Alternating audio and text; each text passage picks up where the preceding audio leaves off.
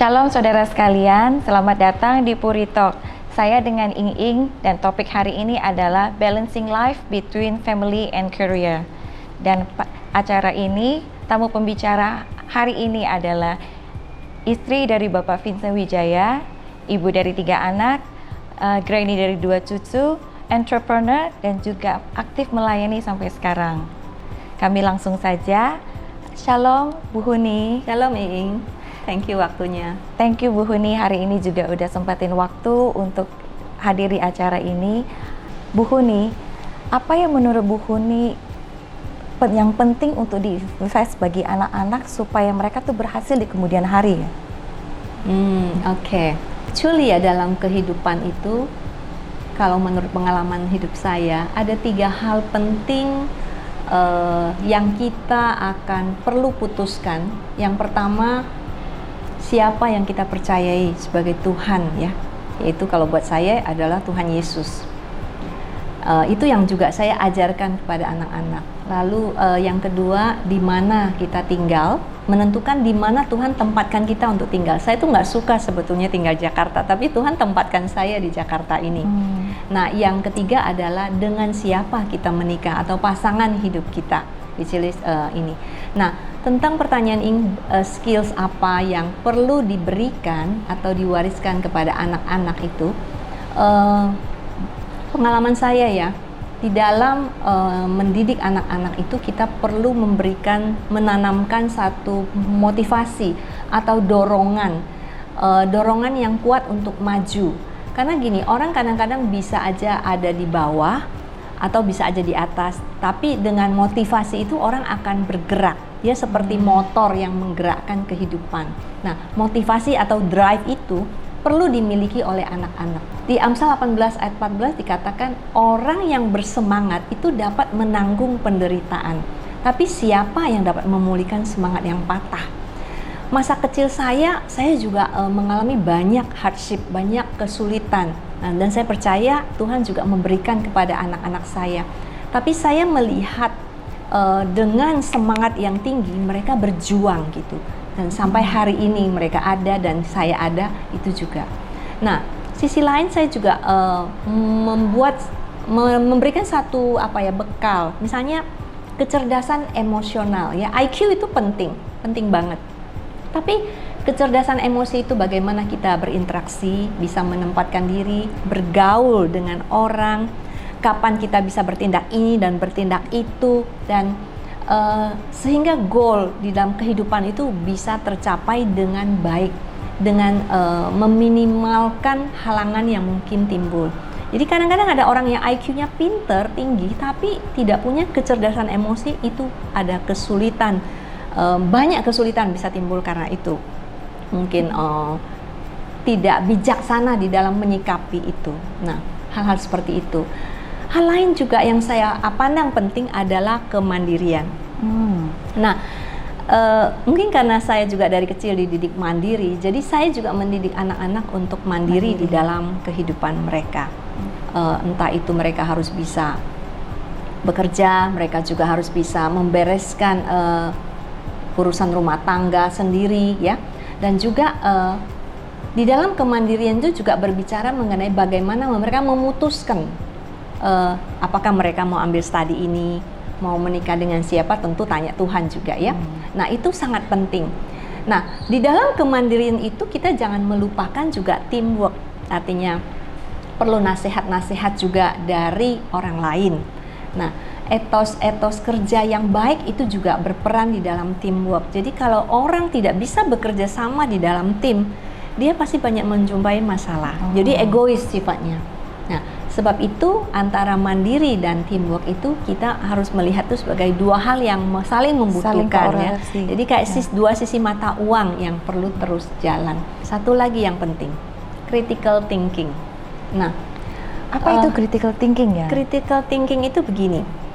Satu sikap yang kritis dengan satu keadaan dan bisa memutuskan apa yang harus diambil, apa yang harus ditempuh. Itu memberikan terobosan di dalam kehidupan kita. Misalnya contoh, saya nggak bisa nih punya banyak uang untuk sekolah di sekolah swasta yang mahal. Jadi saya mencari universitas bagus tapi yang nggak gitu mahal.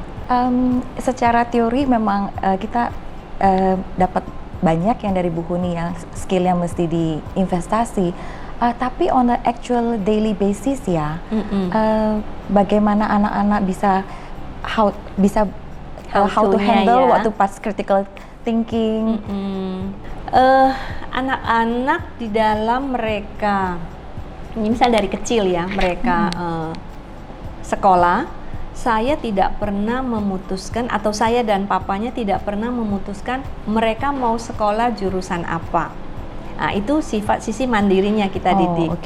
Itu contoh. Kedua, misalnya mereka sudah memutuskan jurusan apa, kita juga bawa di dalam doa.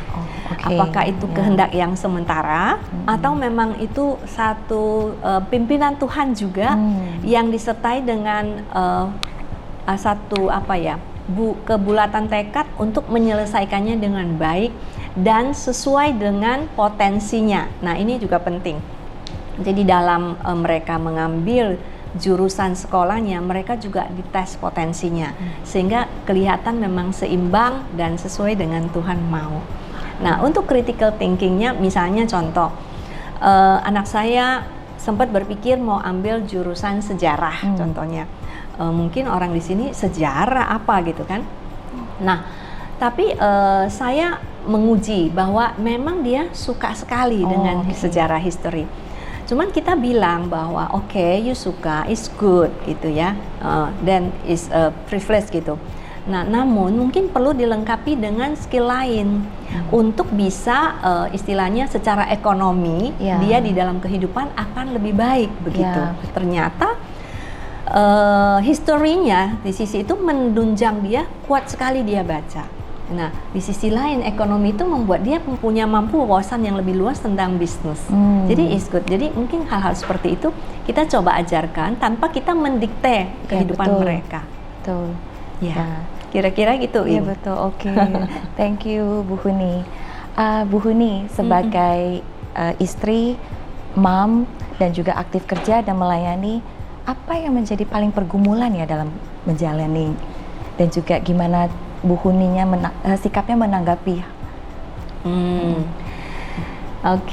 Ya memang sebetulnya ideal kalau buat wanita itu kalau memang bisa nggak kerja ya seperti Iing ya. Cuman saya nggak ada pilihan waktu itu, dan saya harus bekerja karena kita mulai dari nol ya.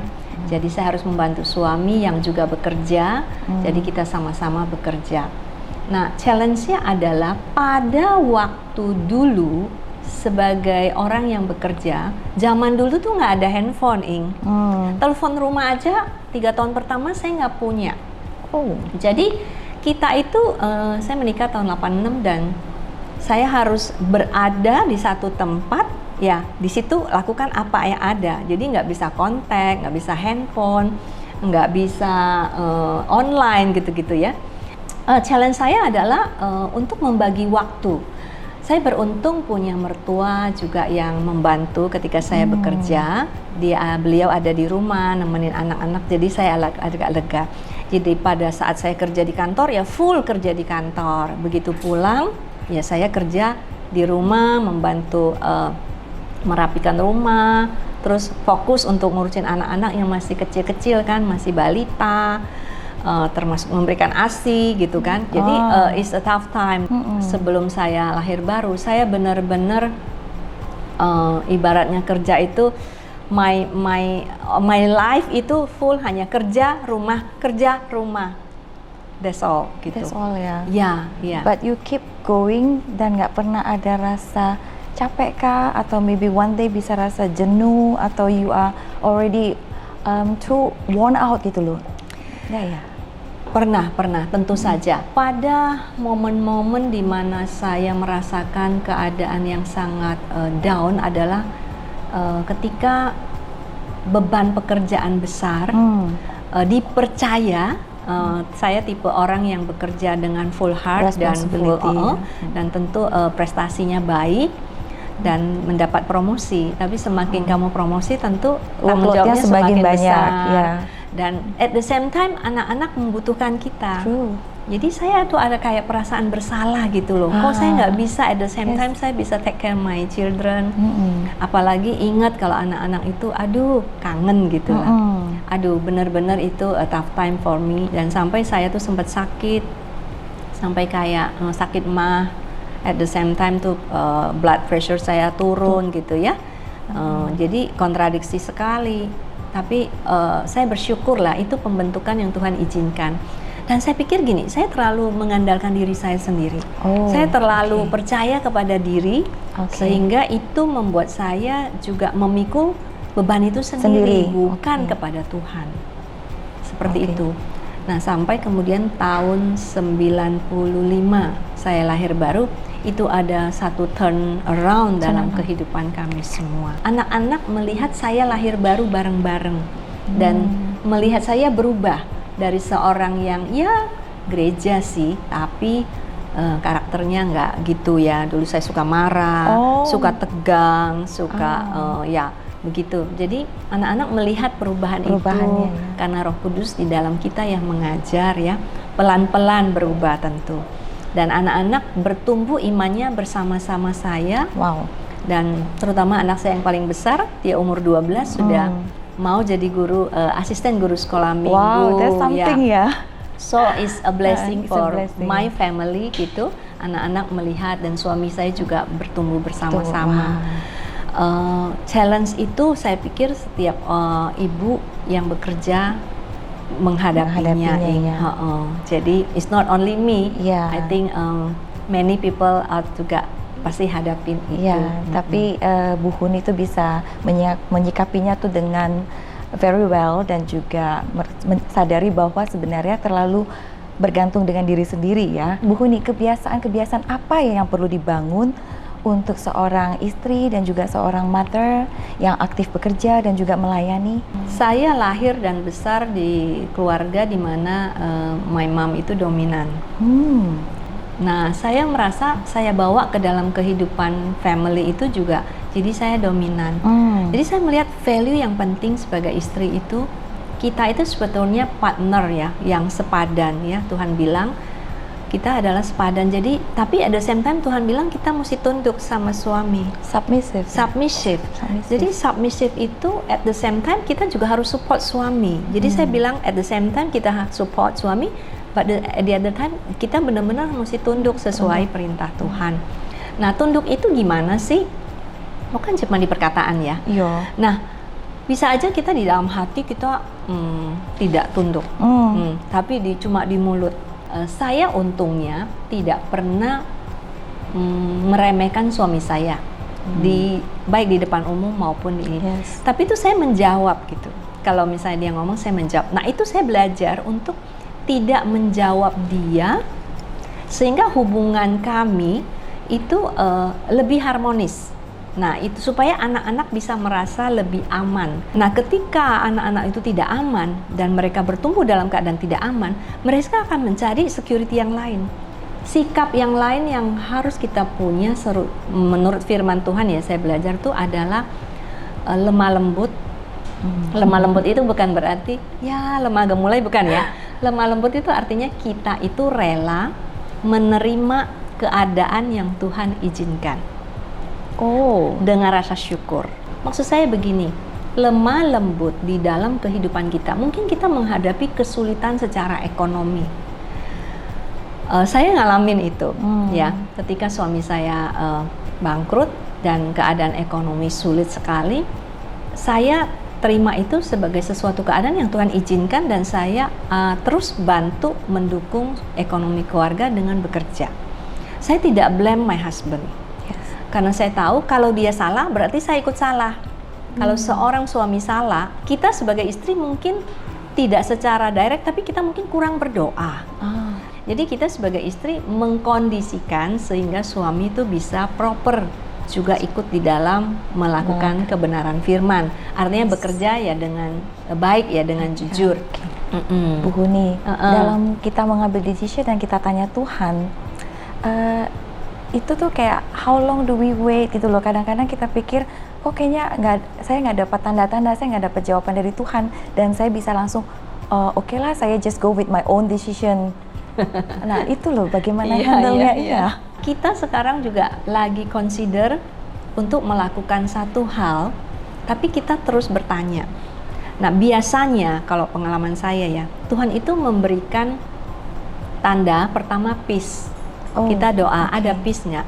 Yang kedua, ada disagreement nggak between husband and wife? Jadi kalau saya sama suami berdoa untuk satu hal, kita mesti sepakat. Ada peace dan ada agreement untuk melakukan, dan apakah itu memuliakan Tuhan? Kita berusaha seperti itu. Tentu kita belajar ya. Kadang-kadang kan itu sudut pandang saya, tapi mungkin ada sudut pandang yang lebih wise yang bisa kita bisa apply lebih baik begitu. Bu Huni, kan Bu Huni tuh sibuk ya. Jadi bagaimana Bu Huni itu menjaga hubungan dengan suami tetap harmonis? Oke. Ya itu penting. Iya loh. Ya luckily suamiku tuh orangnya sanguin ya, dan dia orangnya warm, jadi suka di-hug gitu Suka ya. di-hug ya. Saya bukan tipe orang yang harmonis ya, bukan tipe yang warm karena dididik dalam keluarga grow up like that. Tapi luckily my husband itu family-nya semua warm. Jadi saya belajar banyak dari suami untuk kehangatan, dan ya puji Tuhan sampai hari ini suamiku selalu harmonis, dan kita sering, dulu kita baru married nggak punya uang jadi nggak sempat pergi honeymoon ya. Terus udah habis itu langsung punya anak ya, tapi puji Tuhan hari ini kita spend time bareng. Kita juga rencanain anniversary biasanya setiap tahun pergi bareng. Dengan banyak pelayanan kita juga sering pergi jadi bareng. Akhirnya sama-sama ya. Iya, sama-sama. Terus kalau di rumah ya meskipun busy, dia kalau makan ya diusahakan temenin, tapi kalau dia lagi sibuk ya kita bisa makan bareng-bareng, tapi at least seminggu sekali atau 2 kali kita makan bareng, pergi keluar gitu. Harmonis so, ya, iya. Ya puji Tuhan lah ya. Tapi saya bersyukur sih kami punya satu tujuan yang bersama, dan di dalam kehidupan kami itu ada satu profesi di Yehezkiel 37 ayat 17 yang Tuhan berikan, di mana kami ini seperti 2 papan yang direkatkan jadi satu di dalam pelayanan maupun pekerjaan. Jadi sempat sih kita menggumuli itu, artinya apa sih yang kita mesti lakukan. Jadi ternyata memang Tuhan berikan tipe karakter yang mirip, dalam arti jenis pekerjaan yang mirip untuk bisa dikerjakan bareng-bareng sampai hari ini. Sampai hari ini. That's wonderful. Iya. Bu Huni, dan sebagai Bu Huni yang begitu sibuk juga, bagaimana ya untuk tetap membangun hubungan dengan anak dan bisa koneksi ke hati-hati anak itu bagaimana ya? Dulu saya banyak kehilangan waktu ketika anak-anak masih kecil ya.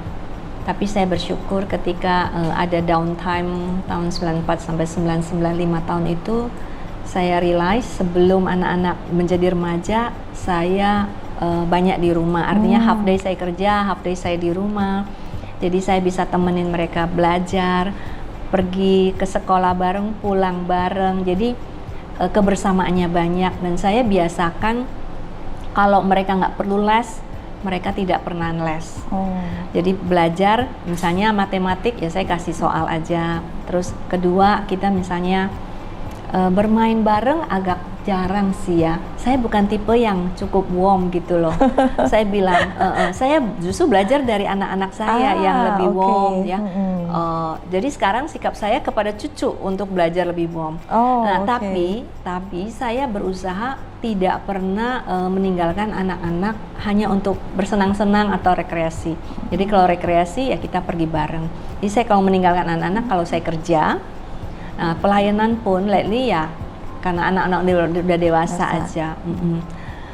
Berdoa bareng sama anak-anak. Ya saya melihat iman mereka bertumbuh lewat pengenalan kepada Tuhan itu, dan kita usahakan berdoa bareng. Ya kita sebagai orang tua bisa salah, tapi kita bisa perbaiki terus kok.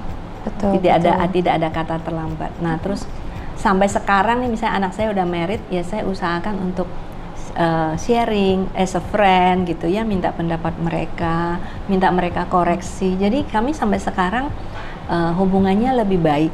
daripada mungkin dulu mereka masih kecil gitu. dan Jadi masih ya never let gitu untuk repair gitu. Dan saya berharap seperti itu terus gitu, growing supaya kita menjadi good ya.